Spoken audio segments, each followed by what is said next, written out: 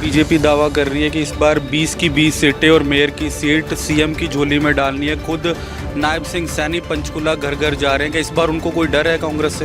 अगर election commission जीतेगा तो बात अलग है।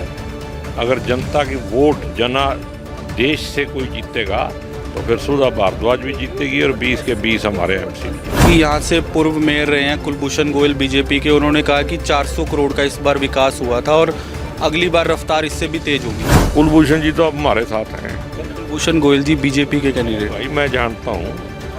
क्या कांग्रेस का साथ देंगे? मैं कह रहा हूँ वे मेरे साथ हैं। तो मतलब कहीं ना कहीं खेला हो रहा है क्या पंचकुला के अंदर? मैं कुछ नहीं कह रहा, मैं कह रहा हूँ मेरे मित्र हैं और मेरे साथ हैं। आपके साथ हैं, कांग्रेस के साथ?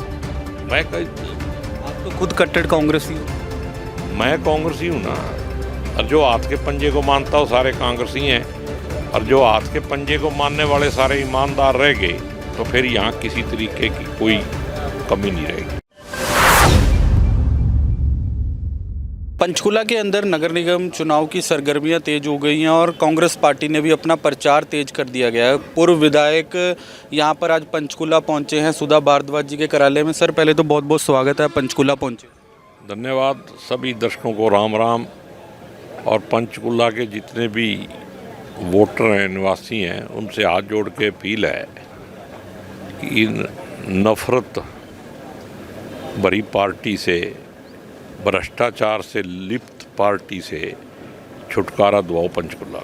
सर क्या एजेंडा रहेगा इस बार कांग्रेस का? पंचकुला में 20 पार्षद आपके मैदान में और मेयर है। सारे अपनी लड़ाई पुरजोर तरीके से लड़ रहे हैं, इलेक्शन जीतेंगे हम। एजेंडा ये है कि 190 करोड़ का जो घपला है पहले तो वो पैसे दिए जाएं। जनता का माल है ना, वो बीजेपी और आरएसएस के खाते में नहीं जाना चाहिए। सर बीजेपी दावा कर रही है कि इस बार 20 की 20 सीटें और मेयर की सीट सीएम की झोली में डालनी है। खुद नायब सिंह सैनी पंचकुला घर घर जा रहे हैं कि इस बार उनको कोई डर है कांग्रेस से? अगर जनता वोट डालेगी तो कांग्रेस जीतेगी, और अगर जिस तरह वो करते हैं, जैसे बंगाल जीत लिया, अगर इलेक्शन कमीशन जीतेगा तो बात अलग है।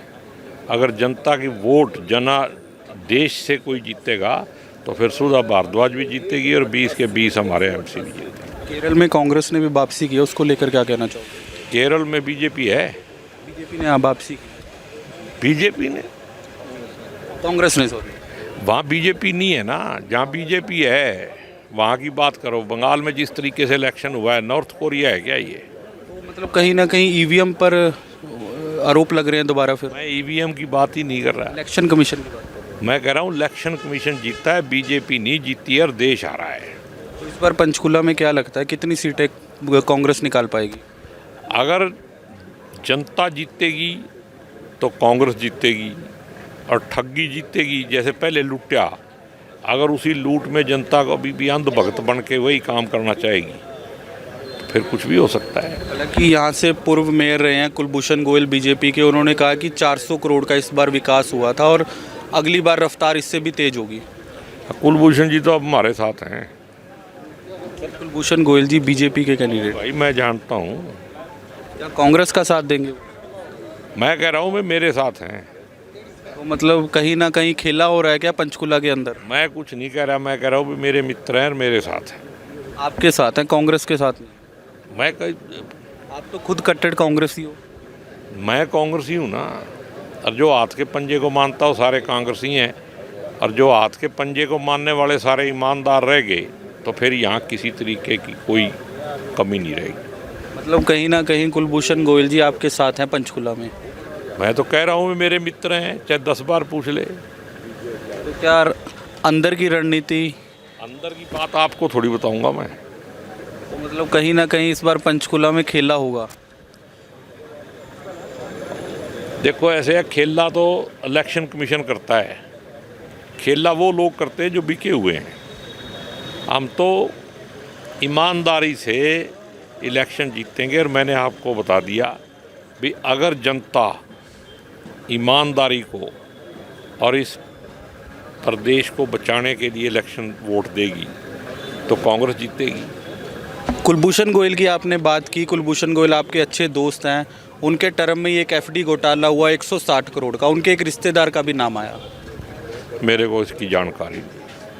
अभी आप ही ने कहा ना कि 190 करोड़ का घोटाला हुआ, कुलभूषण गोयल की टर्म में हुआ। ये चेयरमैन कर सकता है क्या ये? इसमें तो नायब सैनी जी का नाम ले, खट्टर साहब का नाम ले, कितने घपले हो गए। ये इतने बड़े बड़ी बिल्डिंगें बन रही हैं बीजेपी की, आरएसएस की।